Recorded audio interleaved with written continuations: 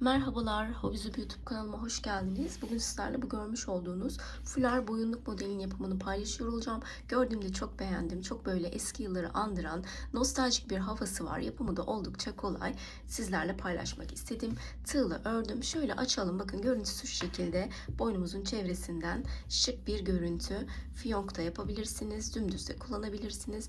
Şu şekilde açıyorum. Yaklaşık olarak 1,5 metre oldu toplam uzunluğu. Şu gövde kısmı ve şu bağcık kısmıyla birlikte şu şekilde bağcıklarımız. Öncelikle şu ortadaki gövde kısmını oluşturuyoruz, tam ortayı. Sonrasında karşılıklı fırfırlarımızı örüyoruz. Son olarak da bağcıklarımızı yaptıktan sonra fularımız hazır hale geliyor. Çok şık, çok tatlı. İpimden bahsedecek olursam Örenbay'ın Süper Baby'sini kullandım. Çok az bir miktar gitti. Kaç gram gittiğini hemen ölçüp söyleyeceğim. 3,5 numaralı tığla hemen sizler için gidip tarttım. Kendisi 36 gram. İpimize baktığımda 100 gram diyor. Yani bir yumaktan 2 tane şu nostaljik fulardan örebilme imkanınız olacak. Bu şekilde yapacak olanlara şimdiden kolay gelsin, çabuk bitsin diyorum. Hiç vakit kaybetmemizin yapım aşamasına geçiyorum. Hemen başlayalım. Şöyle ipimi kilitliyorum ve 9 tane zincir çekiyorum. 1, 2, 3, 4, 5, 6, 7, 8 ve 9 tane zincir çektim. Parmağımı koydum son zincirime. 3 tane daha zincir ekliyorum. 3. Tığımın üstüne ipimi doladım. Parmağımı koydum. Zincirime batıyorum. Bir tane ikili trabzan. Böyle 2 tane yan yana trabzanımız olmuş oldu. Doladım ipimi. Sırasıyla şimdi bütün zincirlerimin üzerine batıyorum ve ikili trabzanlar yapıyorum. Toplamda 10 tane trabzanımız olacak. Şimdi 10 tane trabzanım oldu. Dilerseniz bunu arttırabilirsiniz. Çevirdim 10. trabzanımı yaptıktan sonra. Hemen ilk trabzanımın tepesindeki zincirime batıyorum. Bir tane sık iğne ve bunun bakın şöyle bir dalına tekrardan giriyorum. Çektim ipimi. Bir sık iğne daha. Buraya ilk trabzanımızı oluşturmuş olduk. Doladım ipimi. Bir sonraki trabzanıma batıyorum. İkili trabzan. Bu şekilde 10 tane trabzanımı tamamlıyorum yine.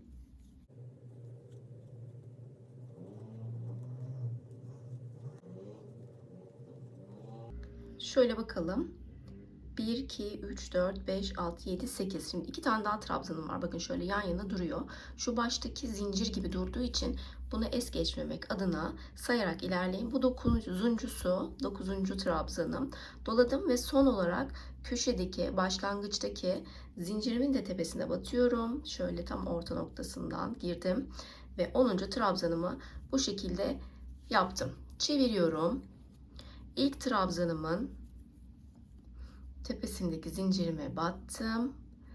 Bir sık iğne ve şöyle 2 tane dalımız var. Yani başak gibi görünen şöyle. Öndekine girdim. Çektim ipimi buradan. Bir sık iğne daha yaptım. Trabzanımı bu şekilde oluşturmuş oldum. Şimdi devam ediyorum tekrardan ikili trabzanlarımı yapmaya. Bu şekilde bunu uzatacaksınız. Sonrasında önce bir ölçün, boynunuzun çevresini kaç santimse o kadar uzatmanız gerekiyor. Bu şekilde ikili trabzanlar yaparak devam ediyoruz bu bölümü. Sona geldiğimde de bakın şimdi 8, 9,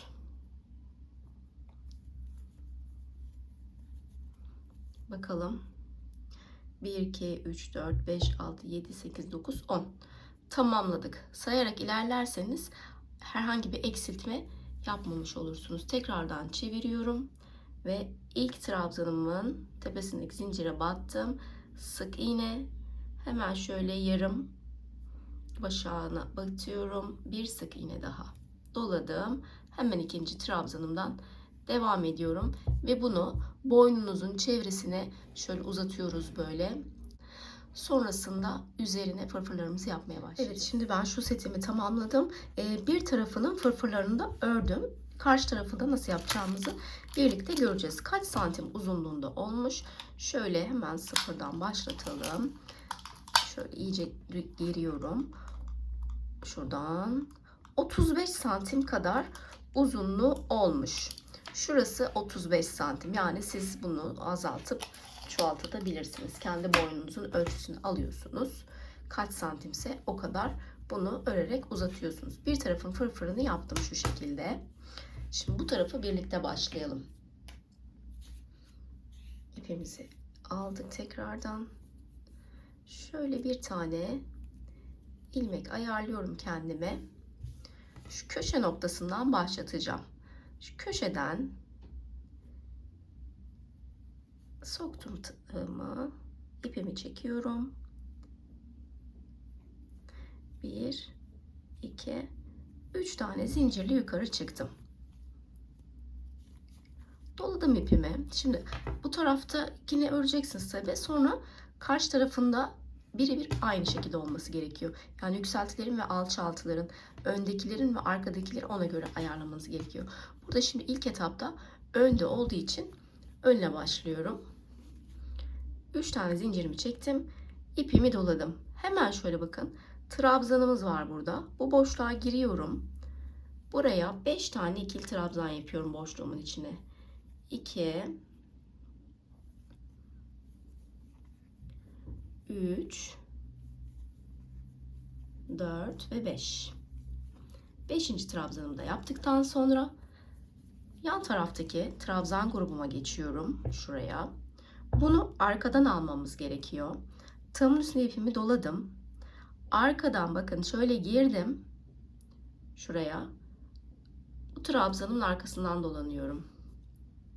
Şuradan giriyorum.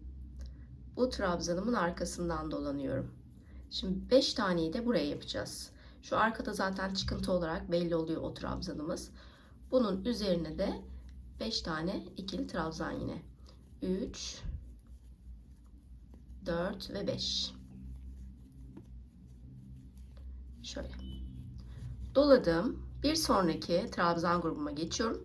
Bunu önden öreceğim için tığımı buradan geçirdim. Üzerine 5 tane ikili trabzan yapıyorum. Önden örüyorum.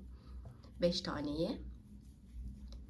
3, 4. trabzanım ve 5. trabzanım. Doladım ipimi. Yandaki gruba geçtim. Bakın şöyle arkasından dolanıyoruz.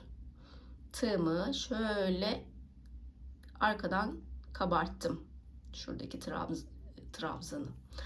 Bunun üzerine tekrar 5 tane ikili trabzan. 1. Arkadan görünüyor artık çıkıntılı. Arkaya verdik. 2, 3, 4 ve 5.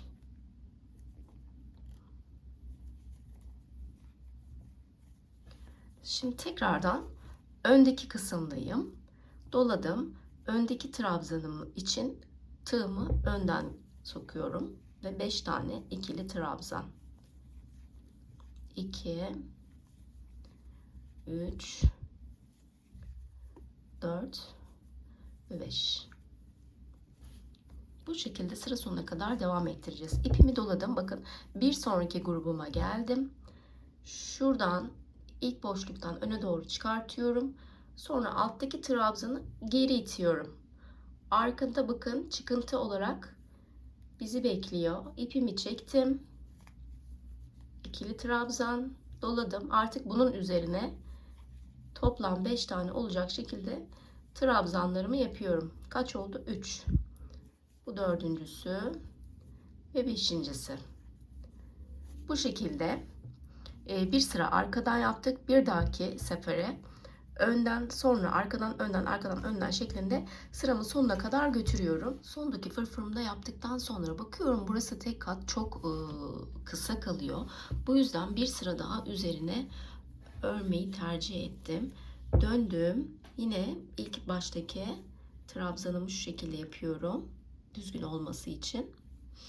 Bir tane dalına battım ve sık iğne ile yükseldim tekrardan. Bir önceki şu alttaki kısmı yaparkenki şeyle aynı.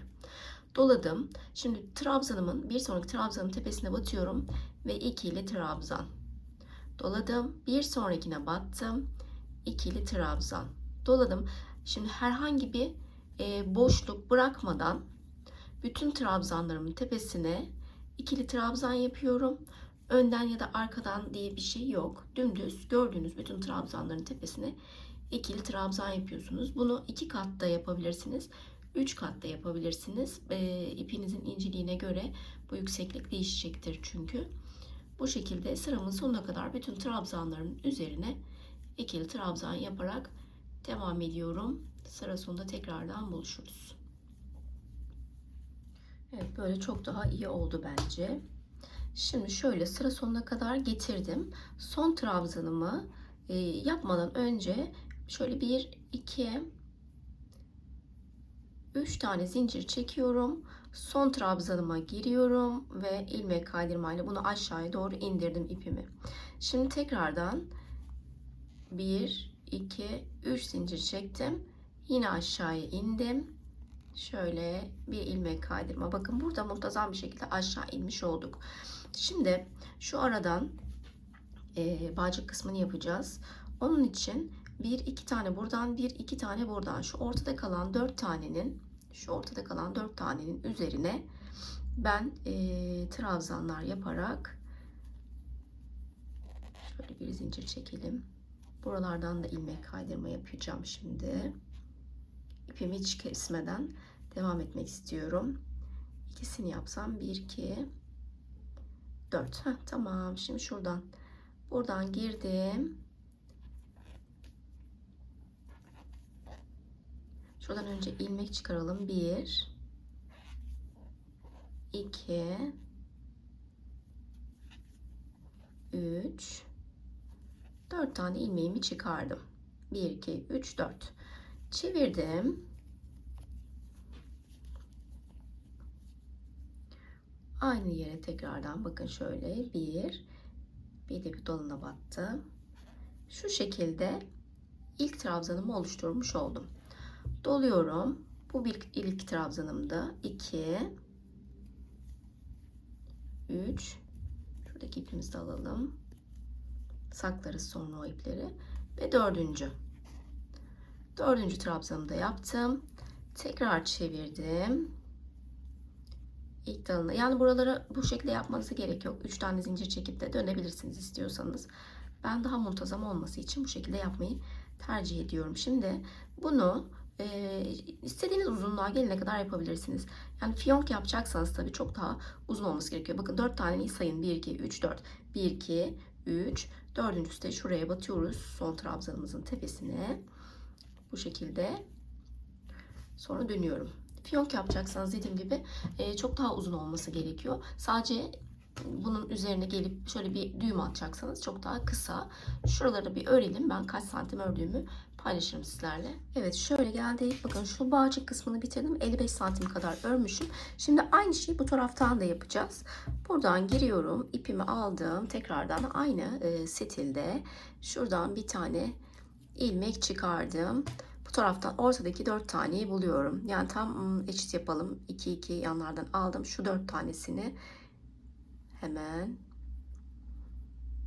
başlangıcını sağladıktan sonra aynı uzunlukta karşılıklı şöyle bir tane gireyim. 1, yanındaki 2, sık iğne yapıyorum önce. 3, 4.